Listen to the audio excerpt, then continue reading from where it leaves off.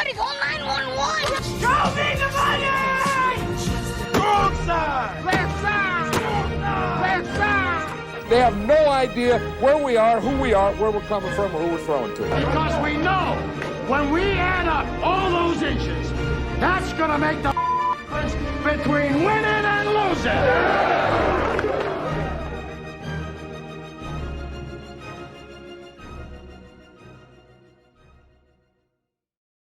Welcome to First and 30. I'm Nick. And I'm Antonino. We're two 30-something-year-old guys who take the best ultimate reality television show in this hemisphere, American football, through 4 uncensored downs of mostly unbiased opinion and some analysis. In a game broken down into 10-yard segments, we take it with you one step at a time. That's First and 30. Let's go for it.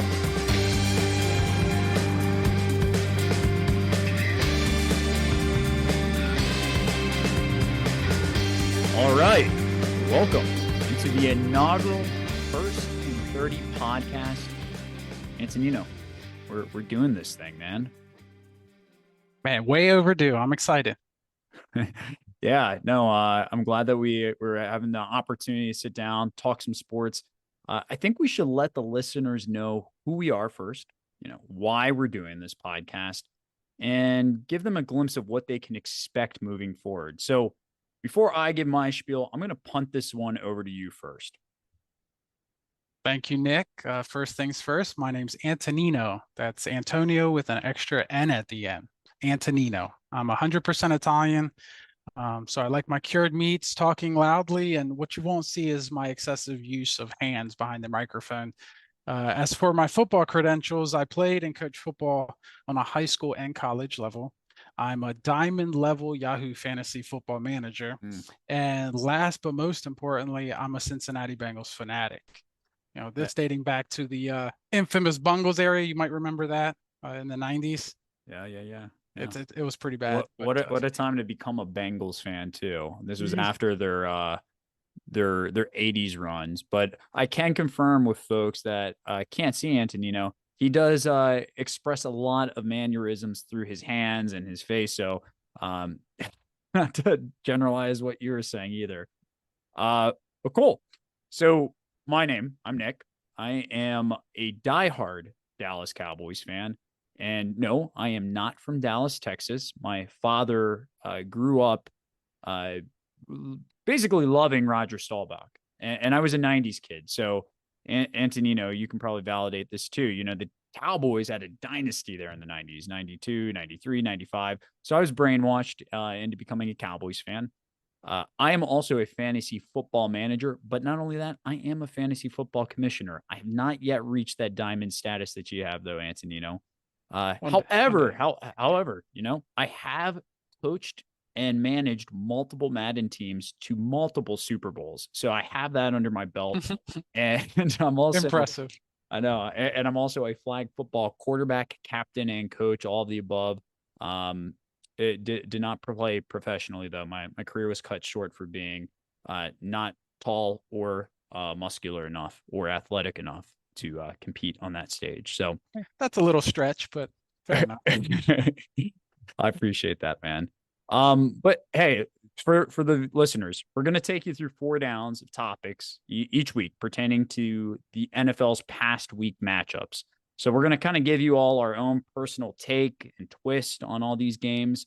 So this week in particular, we'll be covering all the conclusions of the Week 10 NFL season. And we're going to start things off with the first down. High hopes. Hi ho, it's home from work we go. So in this segment, we're going to examine and discuss the best thing we saw this past Sunday. So Antonino, but what do you think? I know we kind of went through our pre-discussion, but what was the best thing that we saw this past weekend? Man, I hate to say it. It really hurts me to say it, but those the Cowboys, they had quite the win this week. I know you're happy about that. I am. We got to start off a podcast talking about sports by talking about my boys, the Dallas Cowboys, and their demolishing of the New York Giants. I think a lot of people came in expecting this. Dallas was a 17.5 point favorite entering the week. Let me rattle off a few stats for you here, man. Dallas outgained the Giants 640 yards to 172. Time of possession, 37 minutes to 22. 32 first downs to 16 with a final score of 49-17. But here's the kicker, man. Here's what really got me. Dallas outgained the Giants 368 yards to 26. And no, that is not an error or a typo. The Giants only had 26 first half yards. And then the first downs, 20 first downs to 1. Yeah, Nick, 1 second. Who did you say the Cowboys played this past week? Real quick. I'm glad you asked, Antonino. They played the New York Football Giants, The an New York NFL, Giants. professional NFL team that got demolished and manhandled to that degree. My goodness. I mean, from what I recall, they're a 2-win team in shambles right now with my fellow Paisan at quarterback, Tommy DeVito, quarterback in the NFL that still lives with his parents, undrafted rookie. Is that right? Yes, but he does have an NFL contract, I believe, right? He signed a contract for an NFL team, and he started his very first game against Dallas. But what are you trying to get at here, man? Did you know that his parents still make his bed for him? I did hear the reports that going into that game that was the case, and they make his dinner too. Yeah. But what's your point still? I'm waiting to hear it. Are you trying to take away from this dismantling of an NFL franchise? I don't know if we can call them the New York Giants. I think we should probably call them the Little Giants because it's not looking good with their average of 11 points per game. I'm pretty sure that's ranked 31st or 32nd in the whole league. I know that you're excited, but let's tame that excitement just a little bit. Tommy DeVito, you guys went out there and made him look like Michael Vick. He rushed 7 times for 41 yards. I do want to say I think most of those yards came on one chunk play late in the second half when there was nothing much else to play for there. So if that's your point of emphasis, I'm not buying it. Dallas 6-3, second in the NFC East now. Only a game and a half behind the Eagles at this point. Hey, do I want? I'm not trying to be an irrational Cowboys fan here, Antonino, but they can be contenders. Look at that. I mean, at home they've been averaging about 38 points a game at home this season. I think they did what they were supposed to do, and they better enjoy this Mickey Mouse schedule while they can. They have the Panthers next week. Take that win. It's going to be another easy blowout win. So I'm sure we'll have the conversation about the Cowboys same time next week. But after that, Thanksgiving against the Commanders. So we'll see if you sound the same way in a couple of weeks. I think I think they're going to be 8-3 after those 2 games. Those should be cakewalks as well. But you can't take away this win from me, man. And, this is still an NFL team that they played. This isn't a college football game tune-up. They destroyed a bunch of professionals and made them look mediocre. So I'm taking it, Fair enough.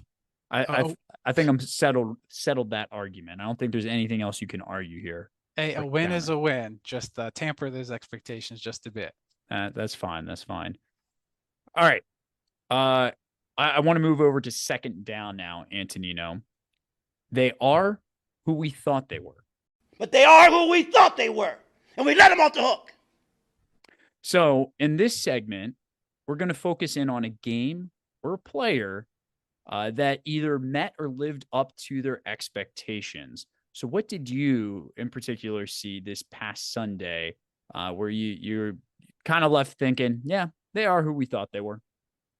Oh boy, the New England Patriots. Where do we start? Mac Jones, Bill Belichick, the whole organization is in shambles ever since Senior Tom Brady left the team. I don't know where to pick this one apart, but where do you stand on it? I think the first thing that comes to mind, and before that, the Patriots lost 10-6 in Frankfurt, Germany, 9:30 Eastern time game for us folks here in Maryland, Annapolis. But the first thing that stuck out to me when I admittedly did not watch the game, but I watched the highlights. And I think anybody that watched the highlights, video has been circulating quite a bit.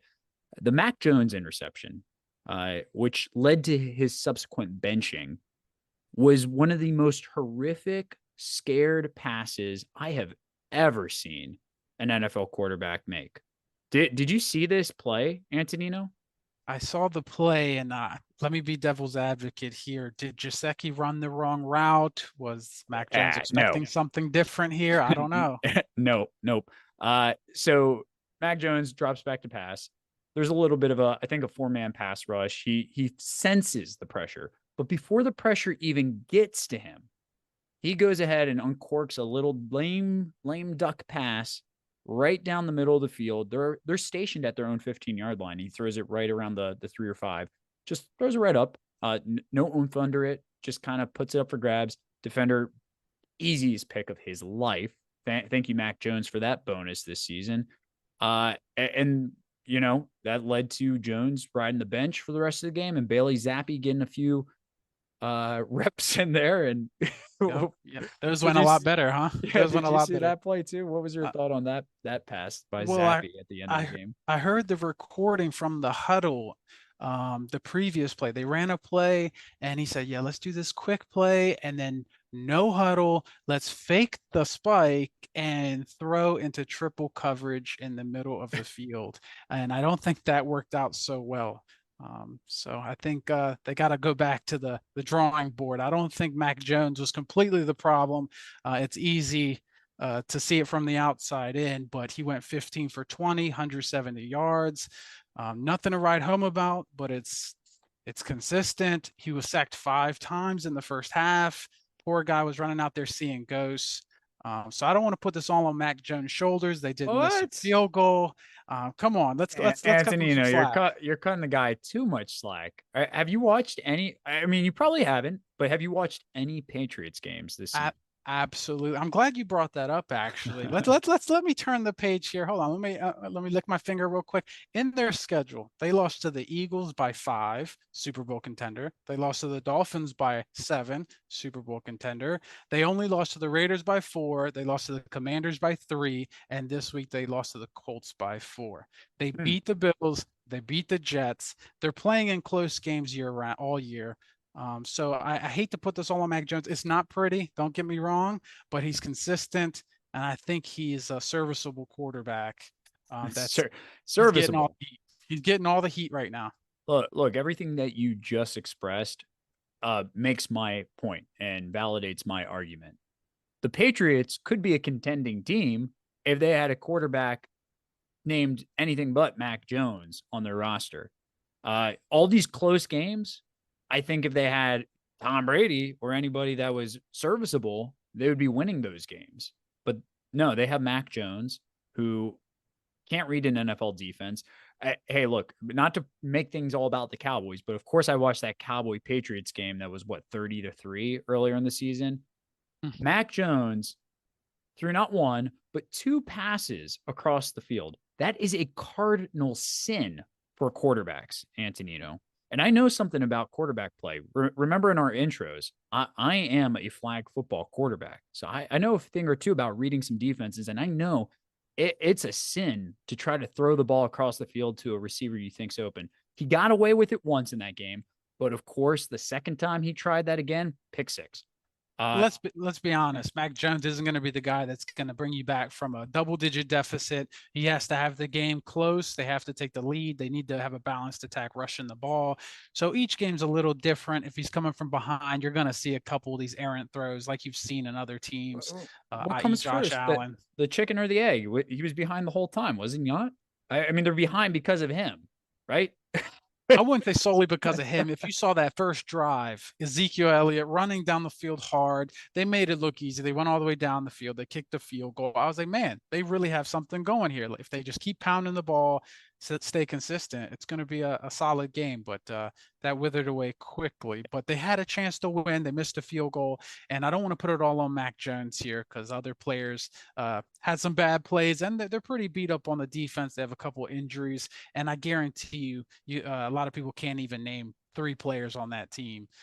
So let's not put it all on Mac Jones. You're too kind, Antonino. I'll give you your brownie points for being a kind, compassionate human being, but I will put all the blame on Mac Jones.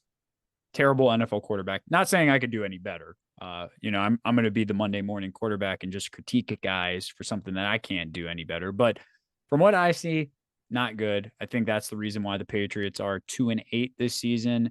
That's the reason they'll have a top 5, top 10 draft pick, and potentially the reason why Bill Belichick will retire in the very near future. So put it all on Mac Jones's shoulder there. All right, man. We just got through first and second down, but now it's third and long. And in this segment, we're going to focus on what were you thinking?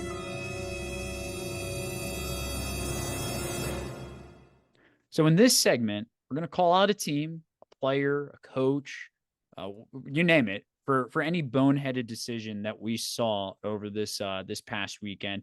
And I'm going to tee us off here, Antonino, because this is something that I saw, and I want to get your input on it too. And I think we can have a nice discourse regarding this. The 49ers and Jaguars game was a blowout. 49ers handled Jacksonville 34-3. In that game, though, Christian McCaffrey had a lot more to play for outside of just his team winning and getting off of that 3-game losing streak. Coming into the game, he had 17 straight games with a touchdown. And in order to keep that streak alive, the 49ers played him in garbage time, essentially, when they were already up big, I think 31-3 at that point. But they gave him 4 straight goal line carries to try to break that record. And I want to get your opinion on what your take with this would be. Do you think that this was a smart decision by Kyle Shanahan and the coaching staff to throw their most valuable player out there when the game is pretty much meaningless, all for the sake of a record?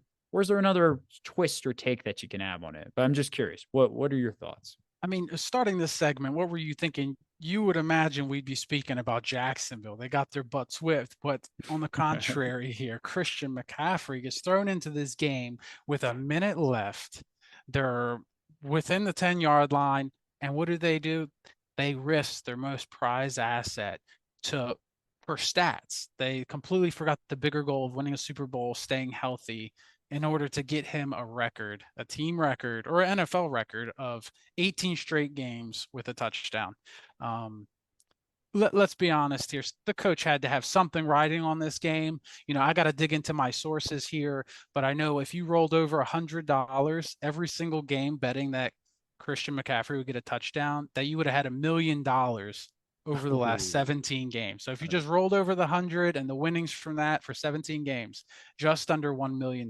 So maybe he had some skin in the game there. Maybe he had some money going on it, because I can't explain it any other way. Lofty collusion right there. You think there was a monetary incentive of getting him involved. So it sounds like your take is that boneheaded decision, definitely should not have been playing McCaffrey in that position of the game and where they were at. Just to confirm, right? That's your take. Absolutely. And Okay. We're talking of a team that just got Trent Williams back and Deebo Samuel back. So they're dealing with injuries already. Mm-hmm. And then you risk your prized asset. You gotta take some risks though, Antonino. That's one thing in life that I'm hoping I can teach you through this podcast too. We got to take risks.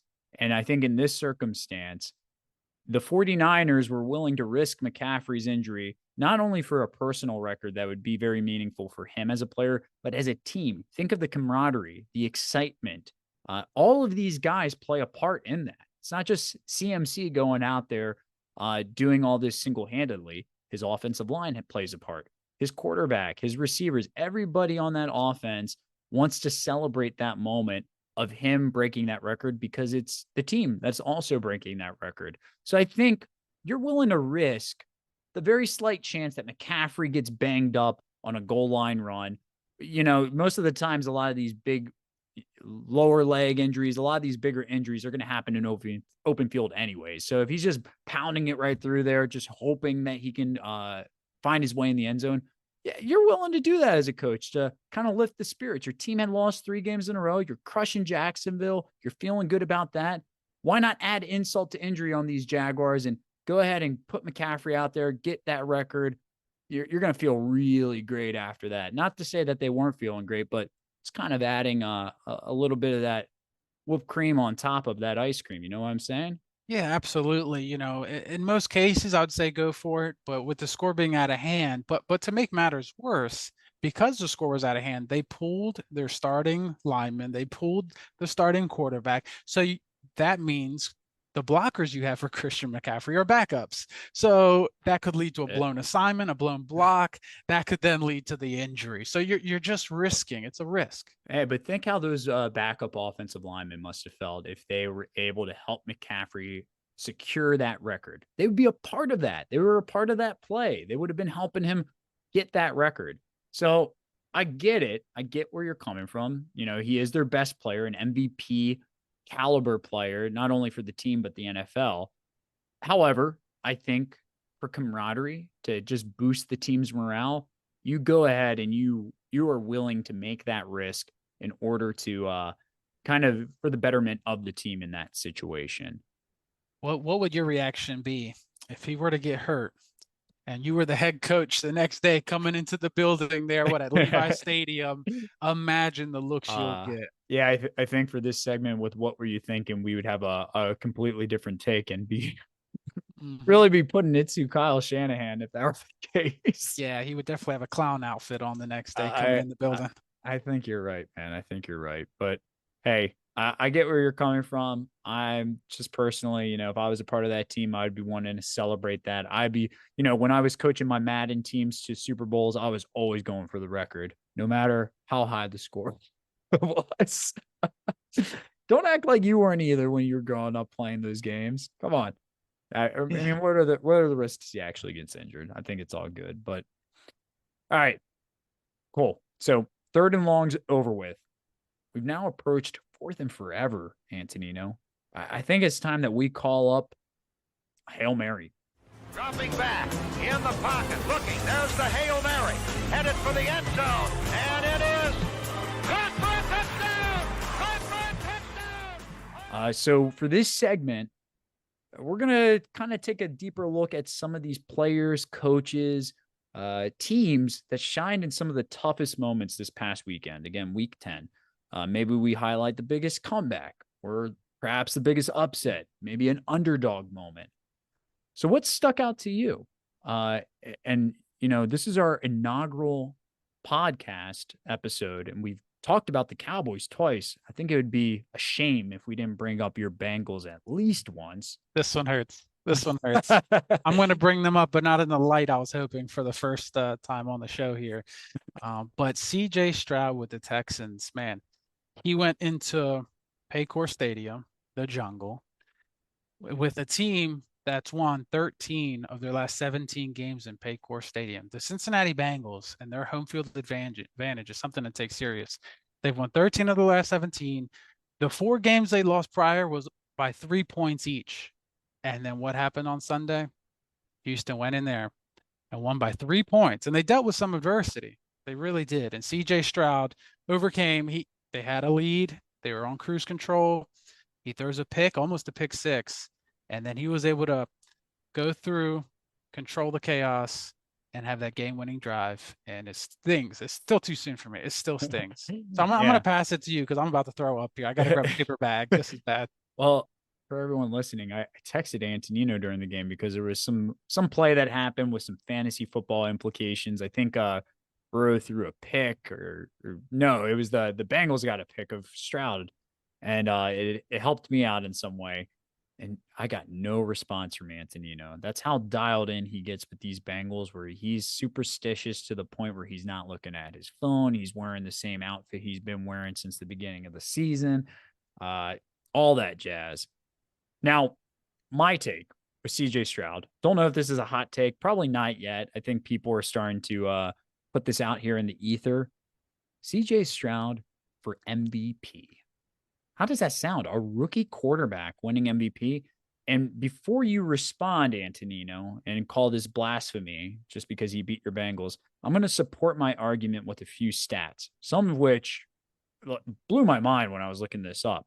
So, for one, right now in this point of the season, CJ Stroud is second in the league with passing yards. That's 2,500 yards. He is also top 10 with passing touchdowns with 15 to only 2 interceptions. Top 10 in total QBR, which is an ESPN metric that takes into account completion percentage, passing yards, touchdowns. He has a 63.2 there. top 10 passing touchdowns, mentioned that. Top 10 QB rating with a 101. Now, here was the kicker that I saw. Right now, CJ Stroud leads the NFL in passing yards per game and touchdown interception ratio.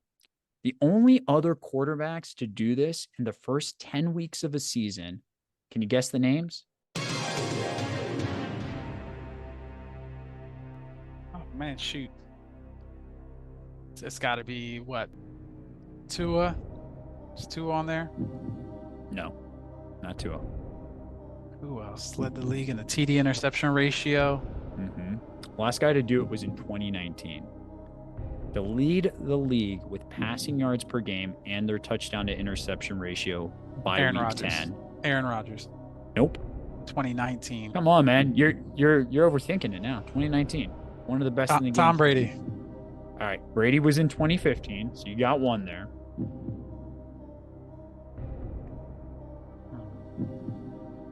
Is it someone I don't like? Is it a rival? You know what? I don't want to watch you in agony any longer trying to get this. So we had Patrick Mahomes in 2019, Tom Brady in 2015, and Peyton Manning 2013. Those are some big names to share that kind of company with, don't you think? Yeah, Patrick Mahomes not my favorite. I try and erase that from my memory after we play that every year. So Yeah. I choose to purposely forget things, especially when it comes to Patrick Mahomes. But yeah, those are some big names. Those are some accolades. And I just think CJ Stroud has the it factor. At the end of the day, he came in on the road and they had a win streak going and they were missing their starting running back. They're missing a weapon at receiver. And he goes out there and they pound the ball. They had explosive plays left and right. I know they had over 10 explosive plays. And in the NFL, an explosive play, I believe, is over 15 yards. So they had explosive plays left and right. And they did what no other team has been able to do all year, passing against the Cincinnati Bengals. So props to him. Hat tip to him. And who knows, maybe we'll see them again at the playoffs at some point and paybacks. Hey, I mean, you're assuming that is if your Bengals make the playoffs. Right now, I think that win really helped the Texans out. They kind of jumped ahead in seeding. And yeah, Stroud threw for 356 against that vaunted Bengals pass defense that you like to talk so much about with me. Yeah. You know, complimentary football wasn't there. We started the game slow, only had 7 points in the first half. We were missing T. Higgins, but don't sleep on the Bengals yet. We have a game Thursday against the Ravens. We win that, and we'll be just a half game or so out of first place if we win that one. So don't sleep on them yet. I wish your Bengals the best of luck Thursday. The Ravens did blow that one against the Browns over the weekend, but I digress. All right, man. Let's try to wrap things up. Put a nice bow on it. I think we did a good job there on fourth down. We got the Hail Mary to work. Let's end on a positive note. I know we were talking about CJ Stroud a little bit. You kind of mentioned a few things about, keeping your composure through adversity, through those challenging times, even when things aren't going well, and when things get in your way, being able to continue to persist forward. In the end, we want to try to relate what we see on the football field to everyday life. So with CJ Stroud, with the Texans in mind, how can we kind of pull that together real quick? Yeah, like we saw in the game, CJ Stroud, he had a comfortable lead at the end. And right when you least expect it, and as you see in everyday life, something can come up. Adversity happens when you least expect it. And being able to keep your composure, remain calm, and make the right decisions to ultimately come out on top in a sports aspect, but to be successful in your personal life as well. I think that's a key takeaway from that game specifically. Yeah. No, great words of wisdom there, Anthony. I couldn't agree with you more. But I think that might do it here for the first episode of First and 30. I appreciate everybody signing on, listening. Hope you enjoyed it. Thanks for joining us for this first episode. And we'll be back next week. And until next week, remember, when your number is called, no matter what the odds, just go for it.